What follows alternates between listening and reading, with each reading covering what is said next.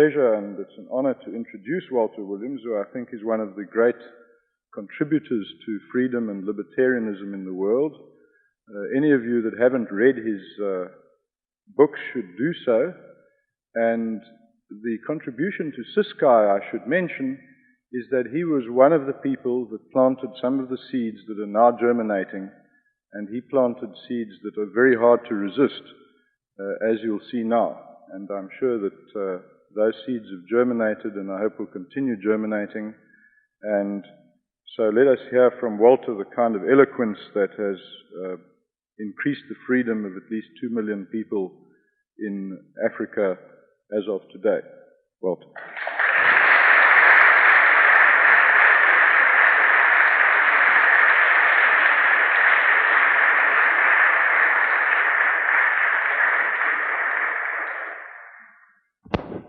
This is on. Okay. Thank you very much.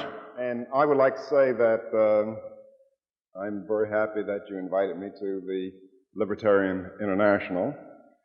And there are a lot of things that I'm going to say that perhaps even as libertarians you might not have heard them, or they might test your libertarian values. So to the extent that I might say something that you don't understand or that you disagree with, et cetera, feel free to raise questions or comments and you don't have to show me any undue courtesy because I'm your guest. Just give me a hard time. But keep in mind at the same time I have a black belt in karate. I'm very proficient at defending myself. When I was invited to the conference, I didn't go to any great lengths. I'm going to talk about minorities and unemployment, but I didn't go to any great lengths to study the institutions of the United Kingdom and the various laws here regarding employment. And I did that because I kind of figure as a physicist, if you had invited me as a physicist, and I'm a kind of expert in gravity as a physicist, I probably wouldn't not have to worry about whether gravity was any different in the UK as opposed to the United States. So I believe that there are some general principles of supply and demand that apply everywhere in the world. I think that some of the things that we have to say about the problems of, before I talk about that, I would like to say that the next time you invite me, I think rather than talking about unemployment and minorities, I would much rather give a lecture on government intervention and individual freedom. That's a much better lecture in my opinion, because I talk about rape and seduction and all these other kinds of things that you want to know about. But be that as may, I was given instructions to talk about minority unemployment. I think that there are several hypotheses that are used to explain the problems that minorities face. One has to do with preferences.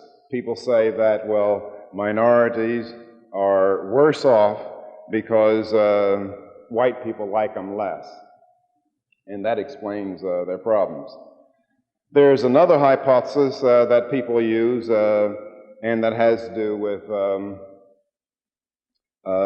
collusions. People say that there's some kind of conspiracy against minorities, and that explains their problems of poverty and unemployment. And some people say that good and evil explains it. That is, minorities have problems because there are evil people out there, and we have to go out and find the evil people and then punish them, and then everything will be all right. Now, what's wrong with these approaches to the problems that minorities face? Well, I think the good and evil one is the easiest one to dispense with, and I don't think that we can explain very much in this world in terms of good and evil. Because it appears to me that men have been evil at all places and all times, but we find different outcomes in different places and at different times. And if good and evil could explain things as well as people suggest that it might explain, we would find a little more consistency with respect to the outcomes.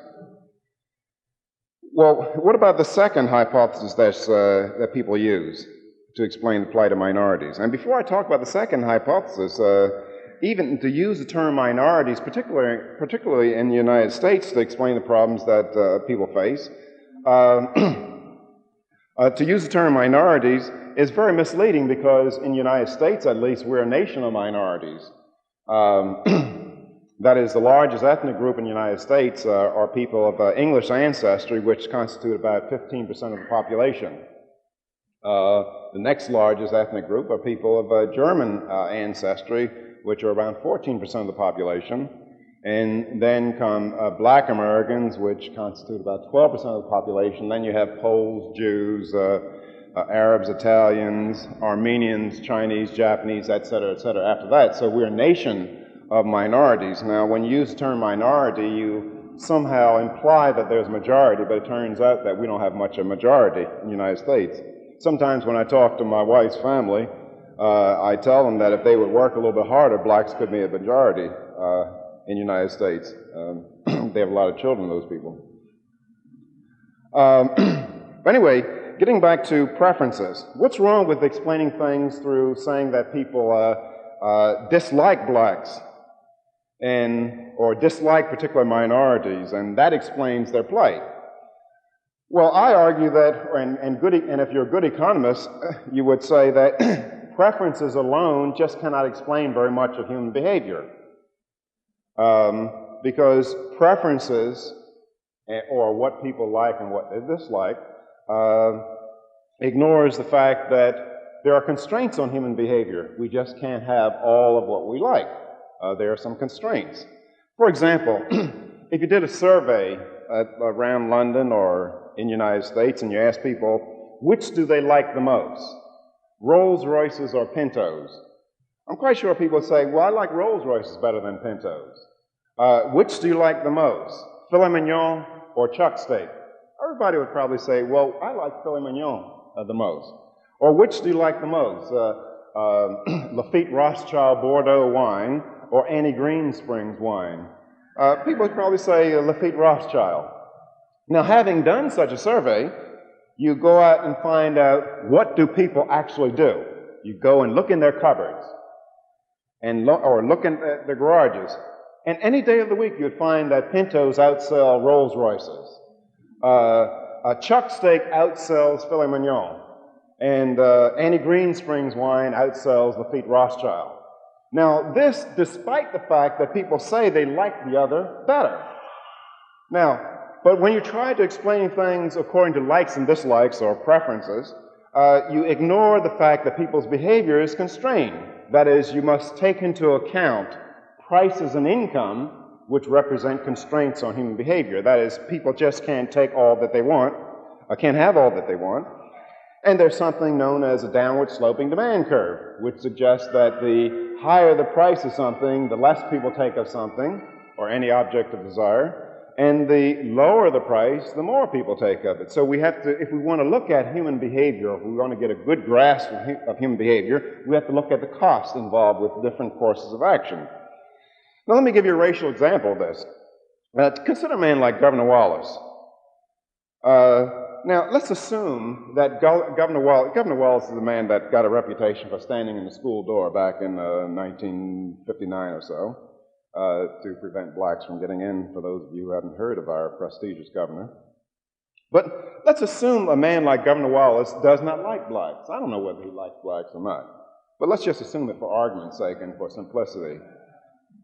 Now, suppose we're in Vietnam. Governor Wallace and I in Vietnam. He doesn't like blacks. You know, in civilian life, he would go to considerable lengths to avoid physical proximity with me. Like at a theater, he might go sit on the other side of the theater. Or at a party, he might go to the other side of the room. At a restaurant, he might want to sit in the front and leave me in the back and things like that. But consider that Governor Wallace and I are on the battlefields of Vietnam. And the bullets and bombs are flying. And here I am in the foxhole. I'm under cover, and Governor Wallace is running around looking for cover. Now, do you think that he would get up this foxhole and say, oops, there's Williams, let me go find another foxhole? Well, Well, probably he wouldn't. Now, how do you explain Governor Wallace's behavior? Well, if you listen to many people, you would believe that Governor Wallace likes blacks on the battlefield conditions, and he dislikes blacks on the non-battlefield conditions, because clearly he would jump into the foxhole. Now, but however, as an economist, if you consider cost of behavior, you would explain his behavior by saying, well, the cost of avoiding physical proximity with Williams has risen, and Governor Wallace takes less of it.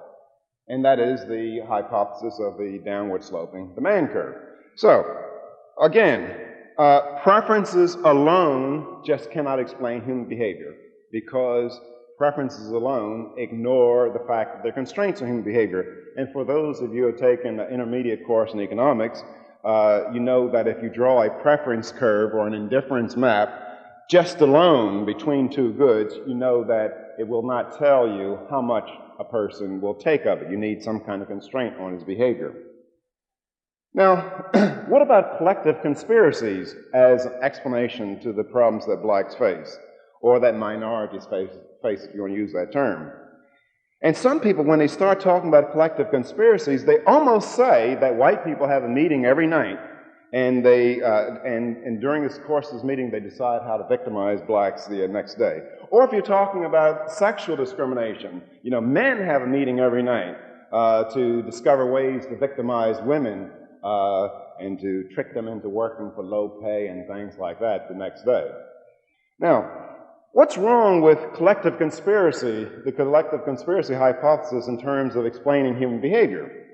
Well, basically, what's wrong with it is that the collective conspiracy hypothesis ignores the fact that the attainment of one man's goal, or to be more modern, I'm still old-fashioned, the attainment of one person's goal may make impossible the attainment of another person's goal. Consider the following example. I normally like to have a blackboard for this example, but I don't have one, so you have to visualize it. Consider that you have a neighborhood of white people, and they have a meeting one night, and they say, well, look, we're going to agree among ourselves. We're going to have a gentleman's agreement not to sell our homes to blacks.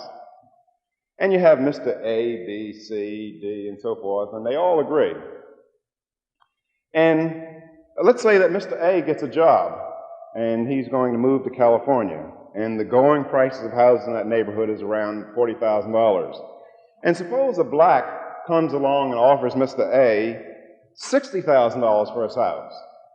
Immediately in Mr. A's mind is a conflict.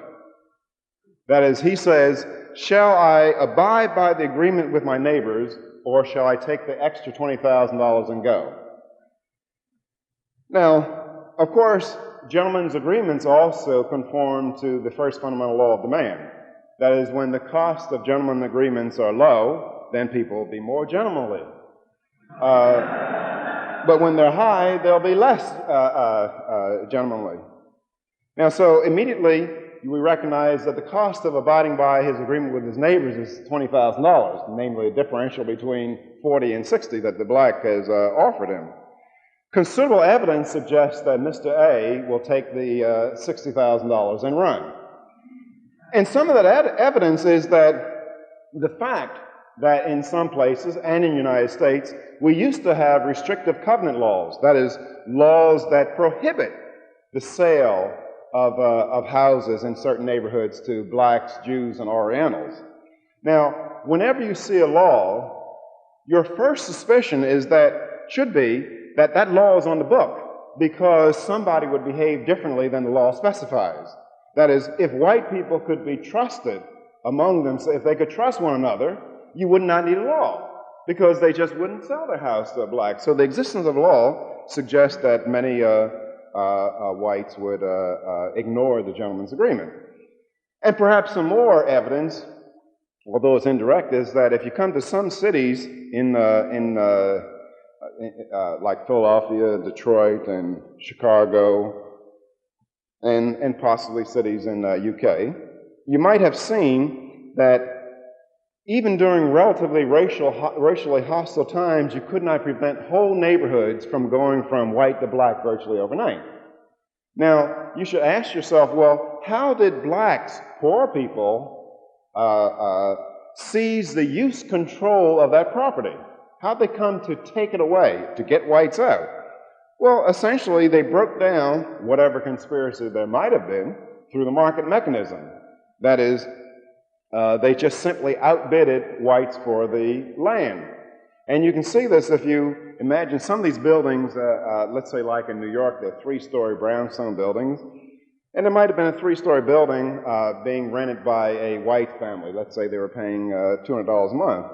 Now, possibly what 6 black families came up to the landlord and said, well, look, why don't you cut that building up into 6 parts and we'll pay you $75 for each part? And the landlord, looking at the potential profits, he probably said to himself, well, look, I don't hate blacks that much. And so the whites left. And of course, when they went out to the suburbs, the people got tired of the operation of the free market, so they made all kinds of laws that said, well, in order to live in a house or to buy a house, it has to be 3,000 square feet inside. It had to sit 60 feet from the adjoining property, maybe 60 feet from the curb, and it had to be a single-family dwelling, et cetera, et cetera. All these laws in the United States called zoning laws or zoning ordinances. These laws effectively eliminated the operation of the market. Or if you don't accept that that fact that they eliminated the operation market, you'd have to go with the hypothesis that poor people and black people don't live in the suburbs, don't like to live in the suburbs because they have not inundated the suburbs to the extent that they've inundated the cities. Now, so to kind of recap, the collective conspiracy hypothesis ignores the fact that of conflicting goals, and the attainment of one person's goal may make impossible the attainment of another person's goal. Now, some of you, before I start talking about another hypothesis, what does discrimination do? Some of you might be saying, because, libertarians are moral people, and you look like a bunch of moral people, you might say, well, is it fair for some people to have to pay a higher price for what they buy? That is it fair for a black to have to pay $60,000 for a house and a white pay $40,000 for a house? Or is it fair that a whole building is rented to a white family for a lower price than it's rented to a black family? Well, economic theory can't tell us what's fair. Everybody has their opinion on what's fair. But economic theory can predict the consequences of not allowing some people to pay higher prices for what they buy, and it can predict the consequences of not allowing some people to receive lower prices for what they sell. And you can see this if I ask you the following question. Suppose you see a fat, old, ugly, cigar-smoking man married to a beautiful young lady. What kind of prediction would you make about that man's income? You would guess that it's fairly high, wouldn't you? And so what is the fat, old, ugly, cigar-smoking man doing? He's saying to the beautiful young lady, look, I can't compete for your hand on the basis of a guy like Williams. So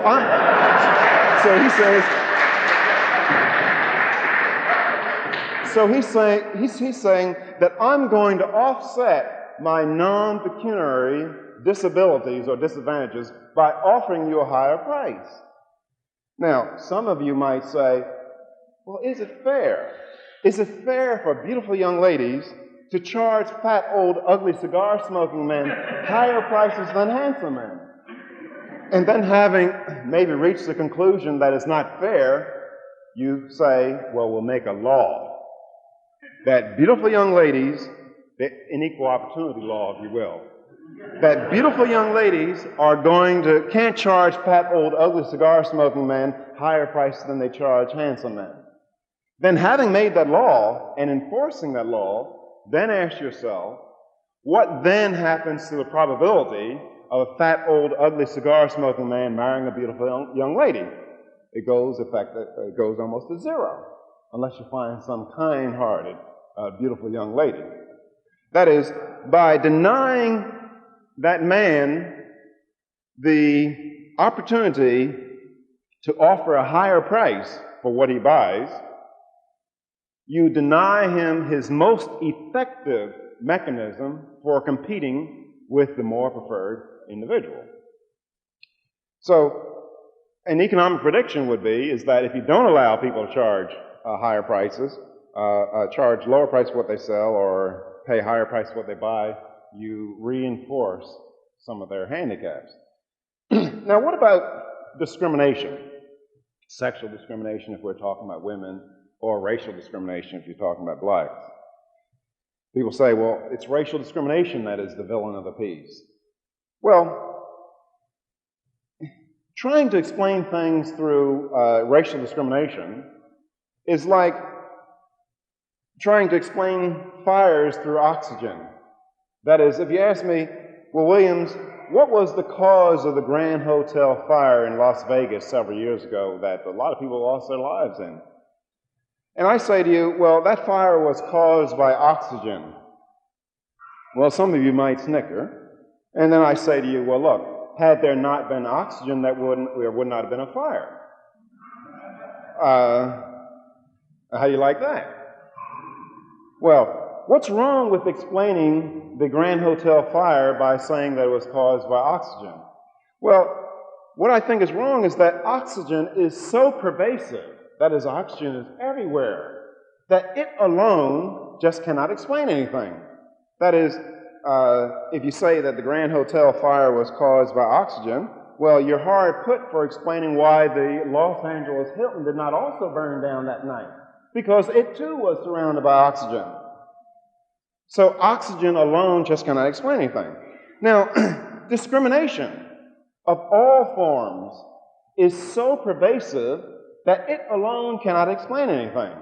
They're all forms of discrimination.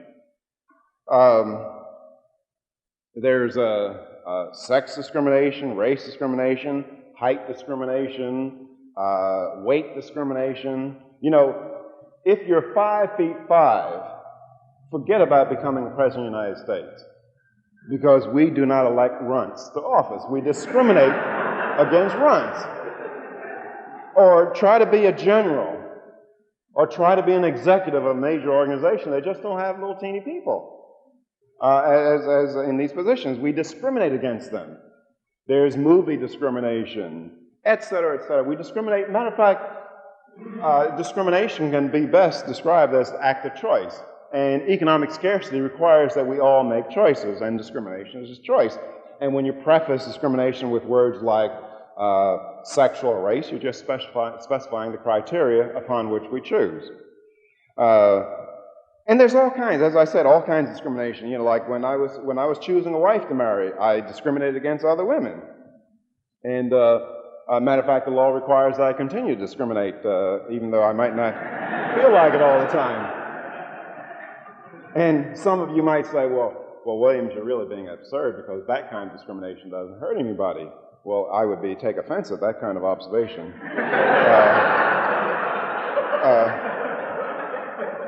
The only way that I could not have hurt somebody by discriminating in favor of my wife was to be the kind of man that only one woman would want. And that's obviously not the case.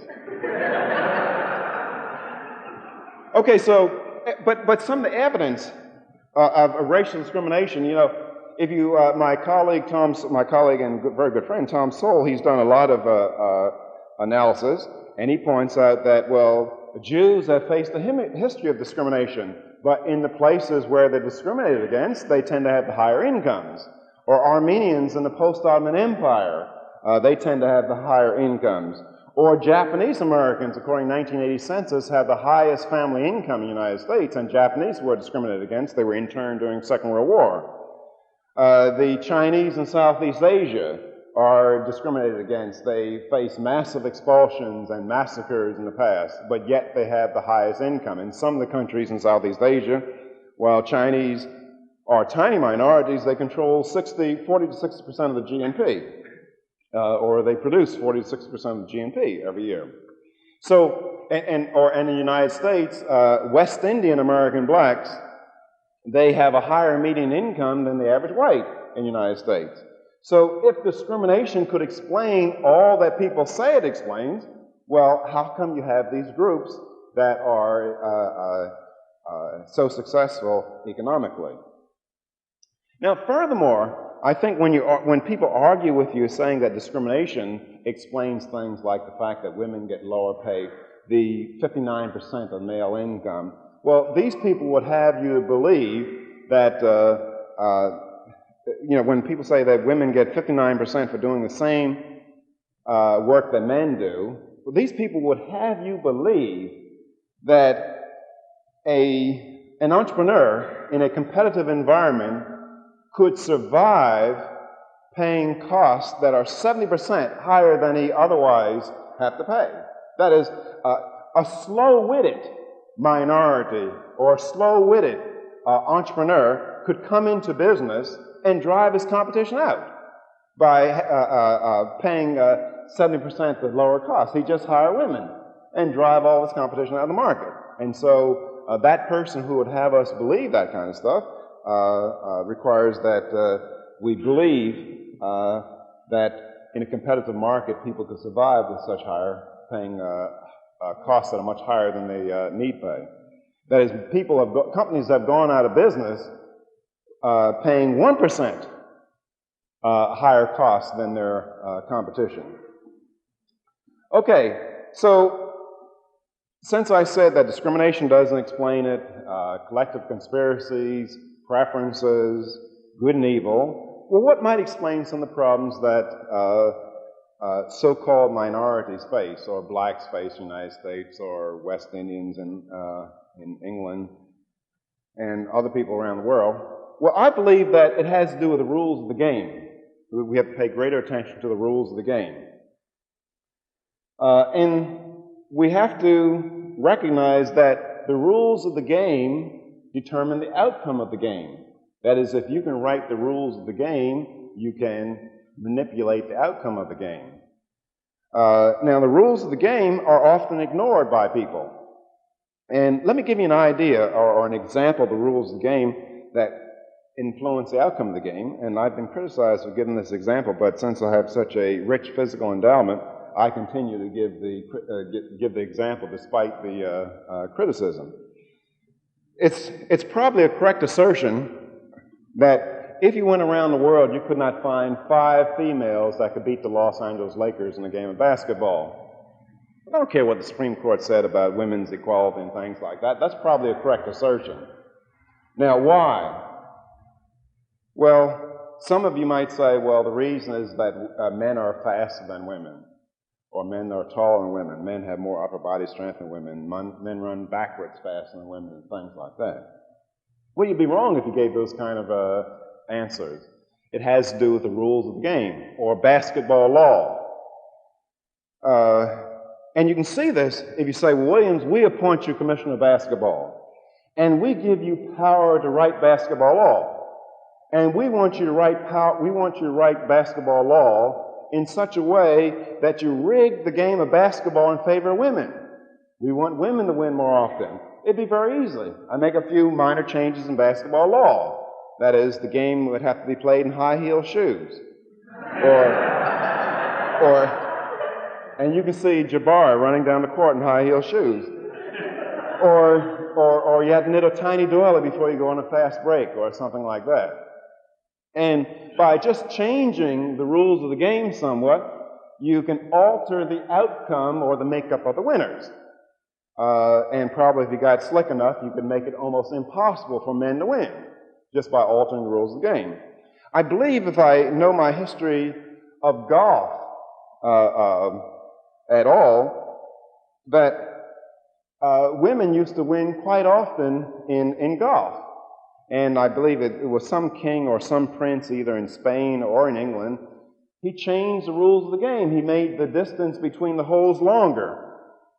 And where strength played a greater role in one's success at golf. And so men started winning all the time. And it was just clear that women just could not drive a ball as far as men on average. So just by changing the rules of the game, they changed the composition of the winners.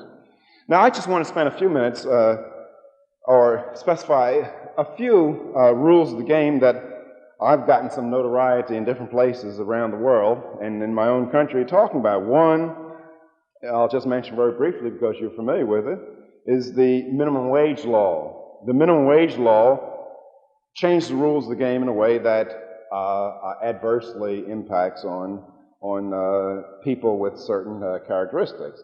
But I might mention before I say, go and delve into the minimum wage law just a little bit, because most of you probably read about it, that the essential feature of the rules of the game that hurt blacks, or hurt minorities, if you want to use that terminology, is that the basic feature of these rules of the game is that they deny people the opportunity to engage in voluntary exchange, or they prevent people from making compensating differences, like the fat, old, ugly cigar-smoking man.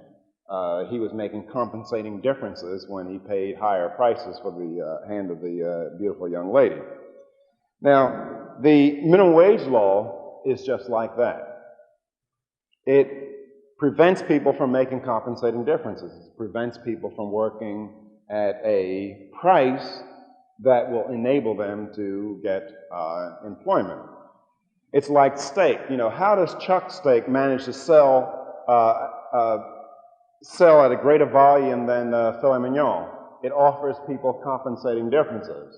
But however, if you were to make a minimum steak law saying that filet mignon and Chuck Steak had to sell for 2 pounds a pound, then people would discriminate against Chuck Steak. That is, the cost of discriminating against the less preferred cut would be 0. And whenever you went to the supermarket, what would you see on the shelves? You'd see Chuck Steak. It would be unemployed. That is, people would indulge their preferences. Now, the effect of the minimum wage law in the United States currently, the minimum wage is $3.35 an hour, plus there's some mandated fringes such as Social Security and other kinds of fringes, which you're really talking about $4 an hour. But if you have a law that says, mandates that you pay, no matter who you hire, $3.35 an hour, employers are not going to find it in their economic interest to hire somebody who's so unfortunate so that his output is only worth $2 an hour. It's a losing economic proposition. So that person does not get employed. And who are those people who are low-skilled, who might only be able to produce $2 an hour worth of goods and services? Well, for the most part, they're teenagers. And teenagers low-skilled because they lack the experience and maturity and other characteristics of adults. So economic theory would predict that the minimum wage law would discriminate against the employment of low-skilled people.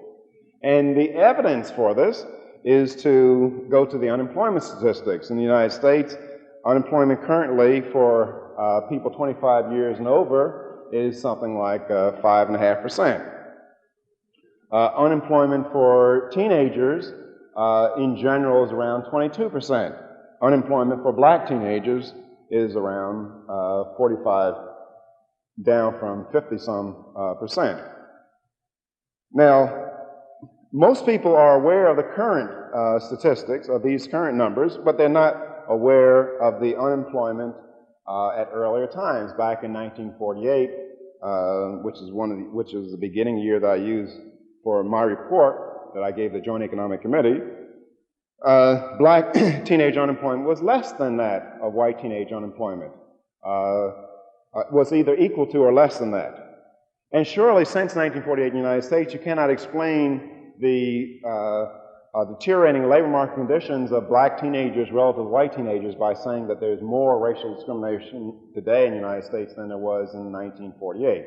You can't explain it by saying, well, blacks had more education than whites in 1948. You can't even blame it on the economic cycle.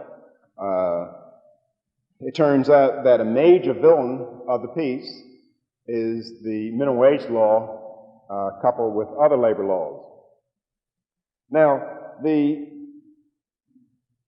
minimum wage law has been used by many around the world to foster racial discrimination in employment. In fact, as Leon mentioned, during my visit to South Africa, one of the major supporters of the minimum wage law and equal pay for equal work laws, they call it rate for the job law in South Africa, was white racist unions there that would never have a black in their union. And their stated purpose behind their support for minimum wage law was something like the following. A fellow named Bierke, I believe, of the construction union, he said that to see whites in residential construction is becoming more and more rare. And he says that the government is no longer protecting the white worker from competition with the black worker. And they said that in order to ensure the economic welfare of white workers, we need minimum wage laws or equal pay for equal work laws. And they made it very clear that they were not doing it for the blacks. They were doing it to protect white workers from black competition. Now, of course, in the United States and other places around the world, the stated motivation behind support for the minimum wage law was more noble. They say that, well, we're doing it in the interest of the poor. We want to help the poor. Well, intentions just don't explain very much of human behavior.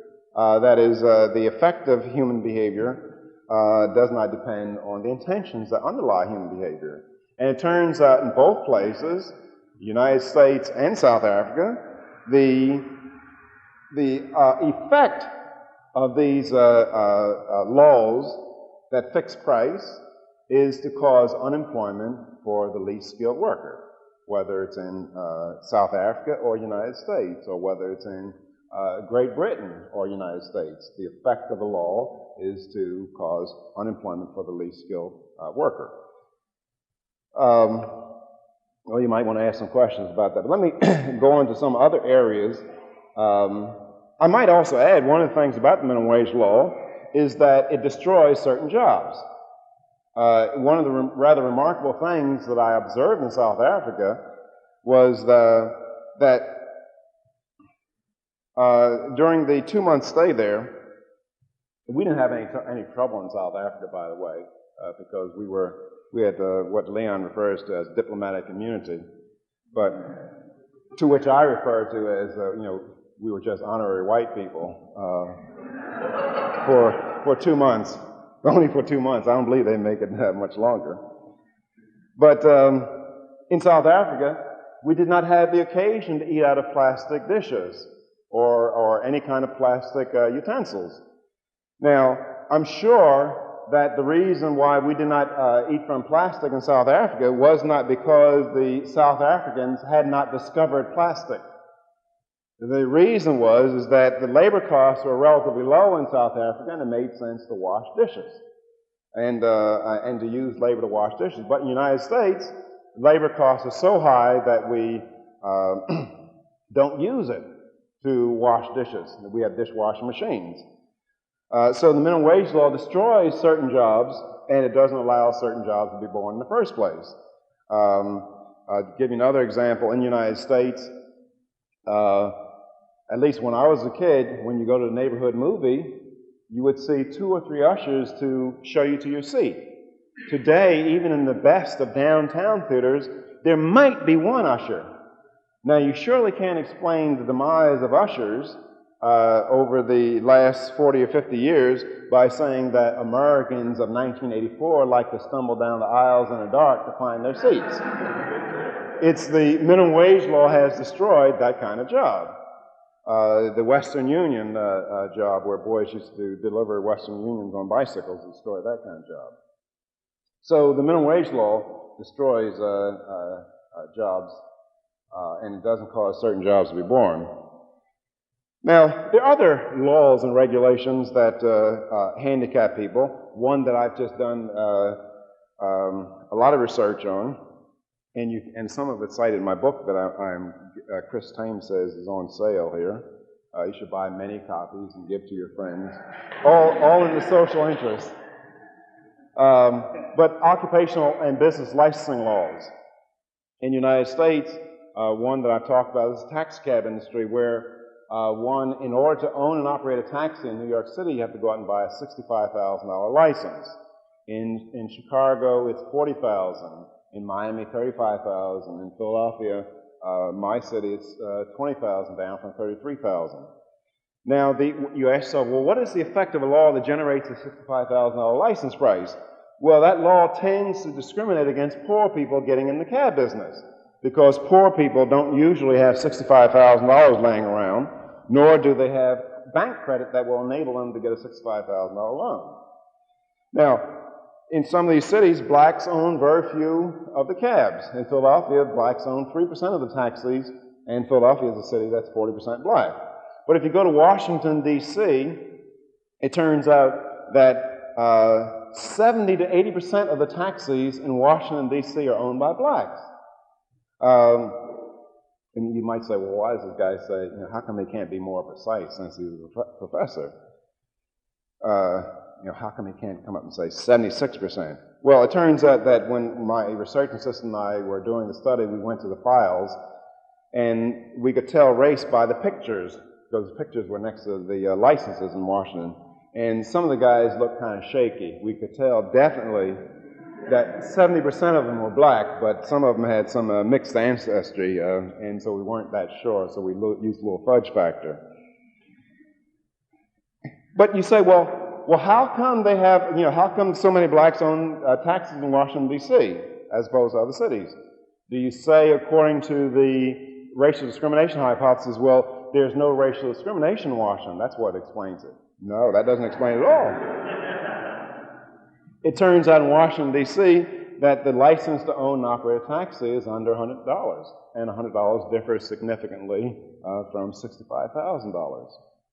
Furthermore, as a result of having an open market in Washington, D.C., many people benefit.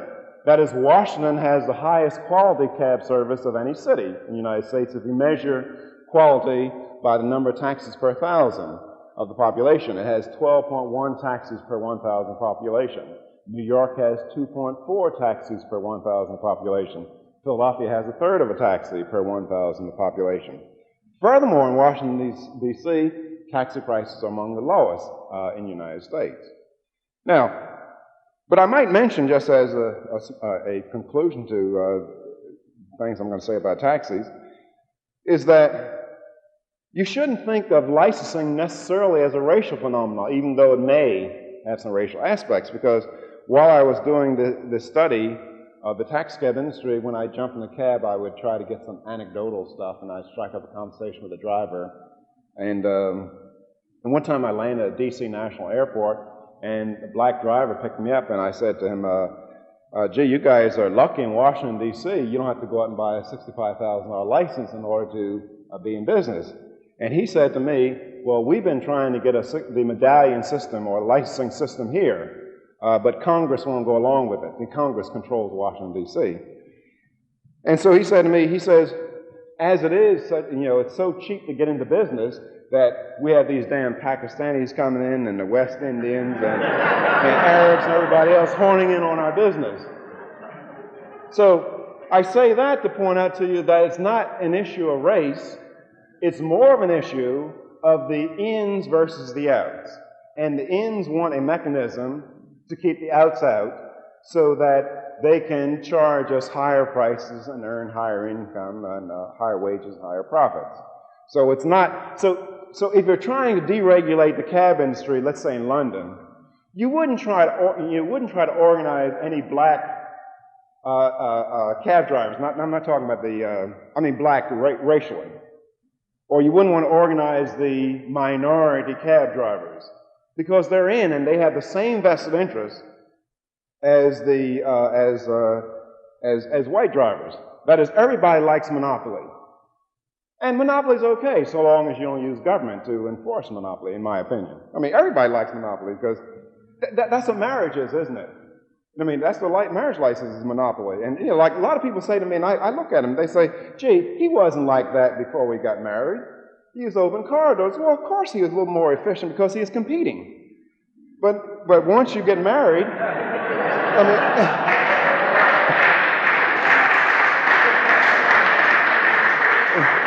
once you get married, there's less competition, supposedly anyway.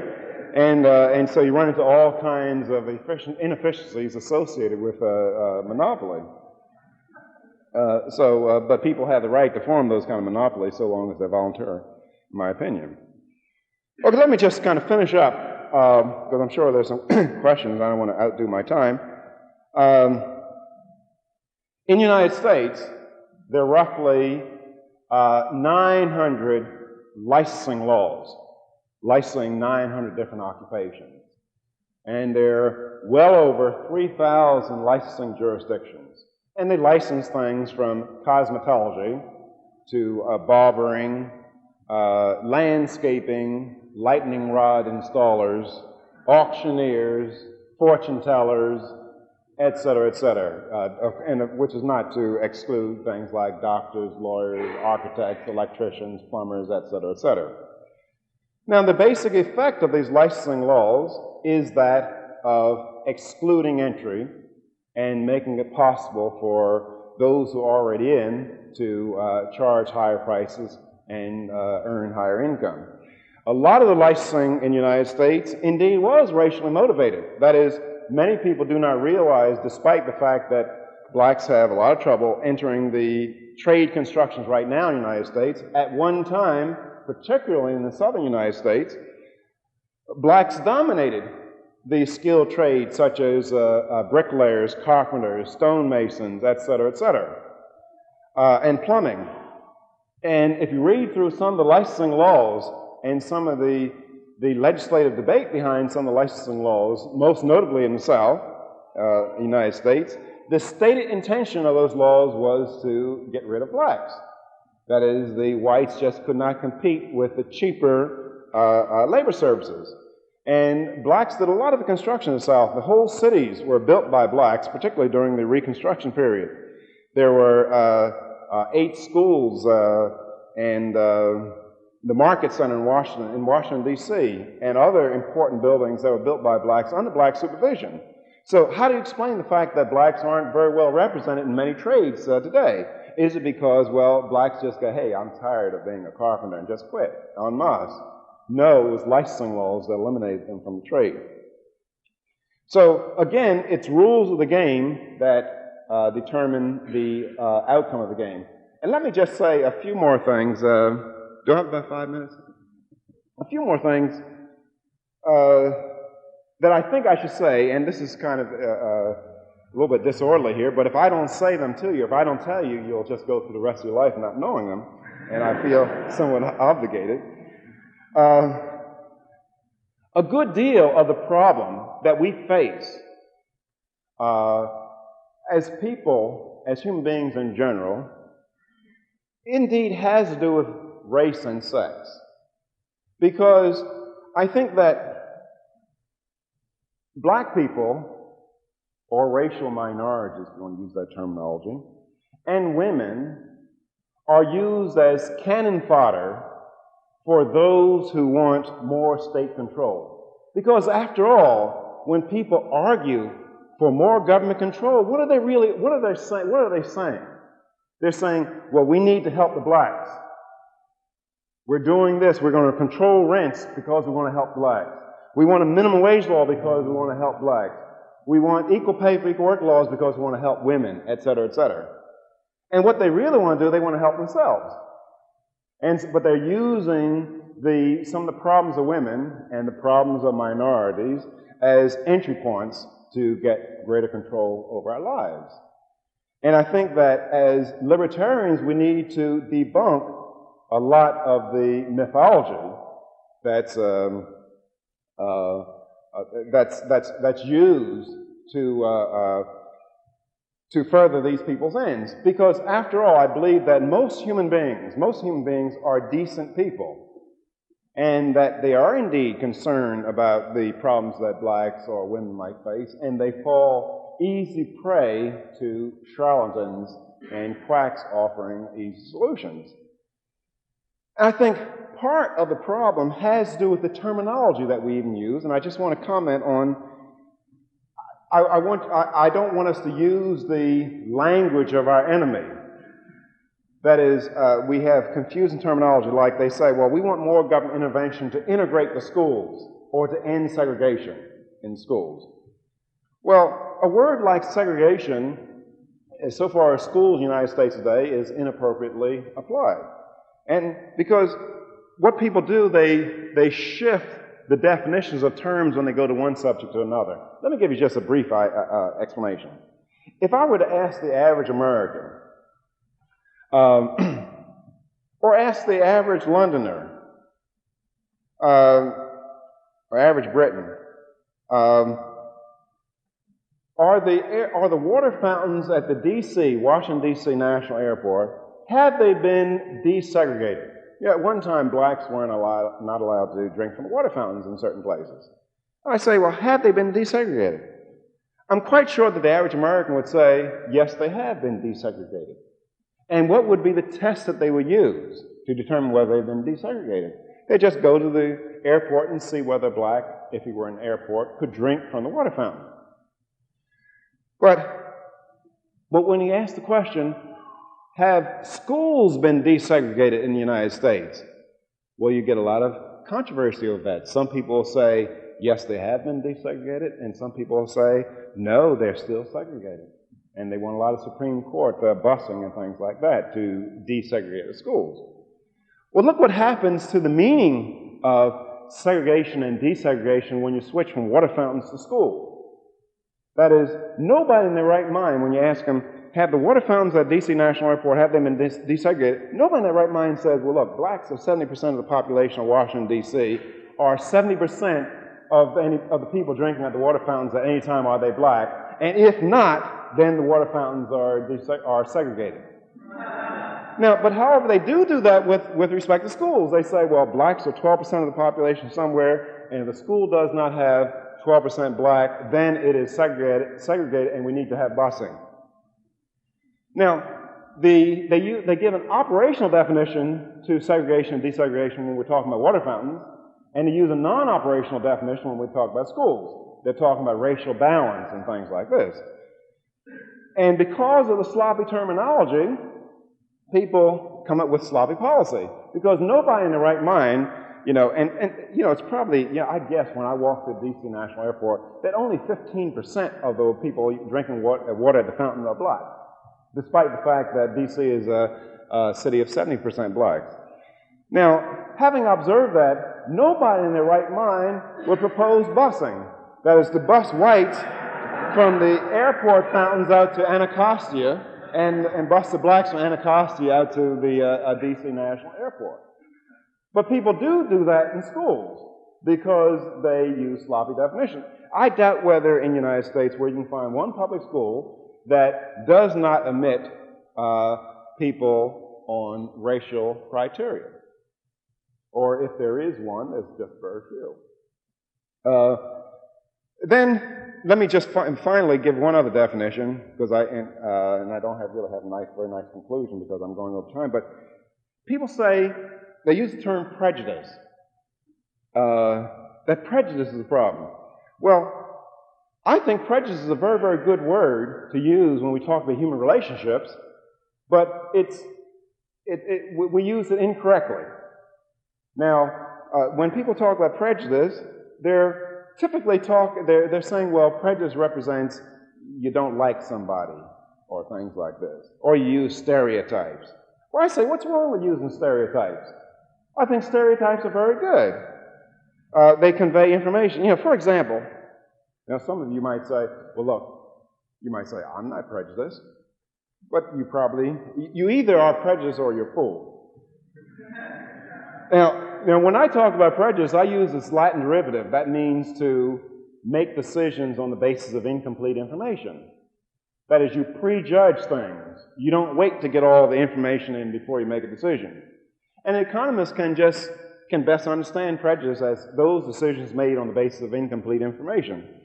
Now, for example, suppose we're getting ready to break in a few minutes, but suppose as you're walking out the back door of this room, as you turn the corner, you see a full-grown lion sitting there. What would you do? Most people, I would predict, it's an uninteresting prediction, would seek to leave the area in great dispatch, wouldn't you? Well, why? Is your decision to run based on any detailed information about that particular tiger? Or is it based on tiger folklore? What your friends have told you about tigers? how you've seen other tigers behave. You are prejudging that tiger, aren't you? Now, of course, if you were not prejudiced, you would attempt to get some more information about that tiger before you ran. You would come up there and pet him on to establish whether he's dangerous. You know, here, kitty, kitty, and struggling. And then, and only then, if he behaved in a menacing fashion, would you run.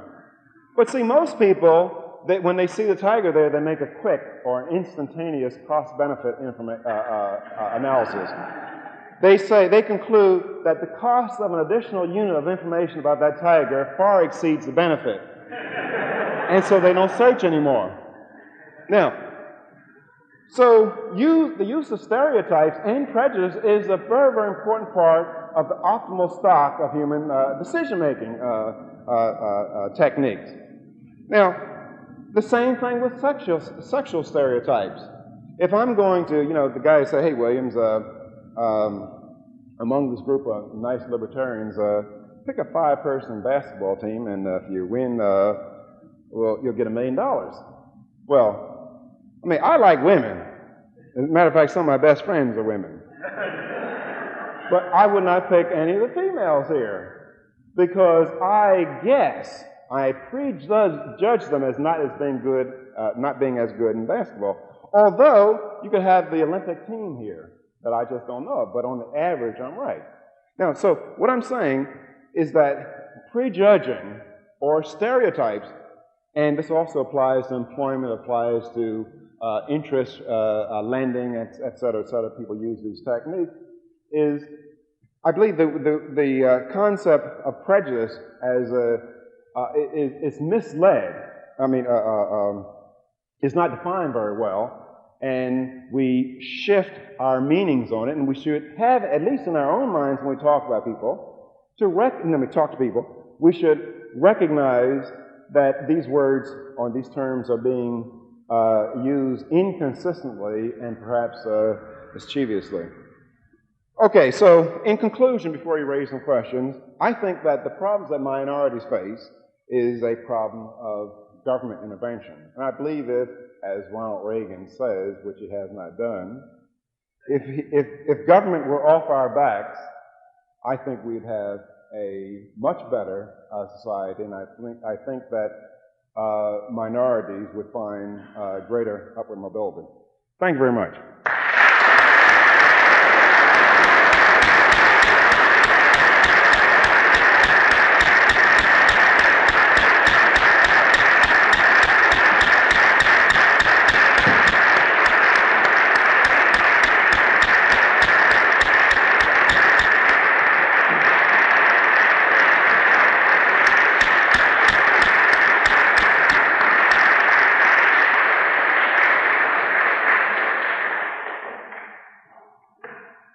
Well, we might be near to Greenwich, but that doesn't mean that we should use Greenwich Mean Time. I think we'll use Libertarian Mean Time, which has tended to be somewhat behind Greenwich Mean Time on account, I believe, of the fact that we're west of Greenwich right here, and that makes a lot of sense. So there is time, or I declare, using my chairman's prerogative, that there's time for discussion and questions. And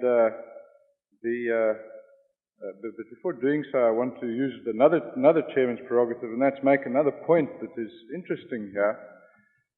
In recent years, there have been reforms in South Africa in terms of which blacks are now allowed to enter business freely in so-called black areas in Soweto. And within 3 years of being permitted to do that, the Soweto Chamber of Commerce and the National Black Chamber of Commerce is now the most powerful lobby in South Africa for maintaining separate racial group areas in order to keep white traders out of black areas. So that it is conspicuously not a case of race, but a case of insiders and outsiders, or of getting in and slamming the door behind you, and this is happening all over the show. Anyway, one here and then at the back, then Brian and then Dean. In fact, might I ask Walter if you'll just stand here and field the questions yourself? In the United States, there's one case that has been puzzling me. In the nursing profession, seems to be low paid, and yet they're always crying about a shortage. And have you looked into that for any kind of explanation? The question, for those of you who did not hear, in the nursing profession, it appear in the United States appear to be low paid, and they're always talking about shortages.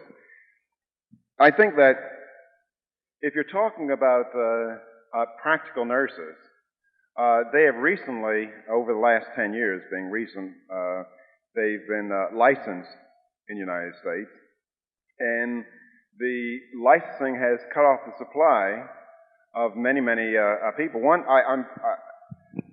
I'm personally aware of one particular case. My wife's sister was a practical nurse for something like 25 years, and then licensing was introduced, and she did not have the education. She didn't graduate from high school. She did not have the education to pass the licensing test. And so her doctor came to her, told her one day she just could not work as a practical nurse anymore. And so now she works as a lab technician, counting and making blood counts and things like this. But she was effectively excluded from being a practical nurse. And I imagine many other people of similar backgrounds were excluded from the field of practical nursing by the licensing laws.